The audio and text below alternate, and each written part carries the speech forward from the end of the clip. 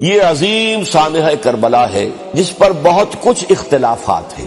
ایک طرف اہل تشیع کا اپنا بیان ہے، دوسری طرف اہل سنت کا ایک اجماعی بیان ہے، تیسری طرف کچھ ایسے لوگ پیدا ہو گئے ہیں جو حضرت حسین رضی اللہ تعالیٰ عنہ پر الزام لگا رہے ہیں اہل سنت میں سے کہ وہ تو حکومت کے طالب تھے، واجب القتل تھے. معاذ اللہ ثم معاذ اللہ ثم معاذ اللہ.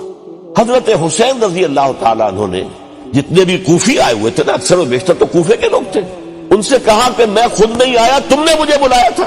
اے فلاں ابن فلاں، کیا تم نے مجھے خط نہیں لکھا تھا کہ آؤ؟ اب دیکھو میرے پاس تمہارے خطوط موجود. یہ حضرت حسین رضی اللہ تعالیٰ عنہ کی شرافت اور اپنی صاف دلی. دیا کیا نکلا؟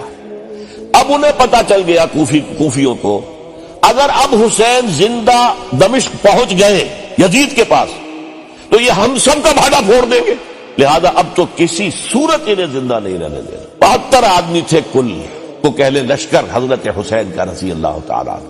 حضرت حسین شہید ہو گئے. یہ ہے 10 محرم الحرام سن 61 ہجری. کیا مطلب ہے؟ حضور کے انتقال کے ٹھیک 50 برس بعد. اور پھر یہ وہ شخص ہے جو حضور کی گود میں کھیلا ہے، یہ وہ ہے جو حضور کے شانوں کے اوپر جس نے سواری کی ہے.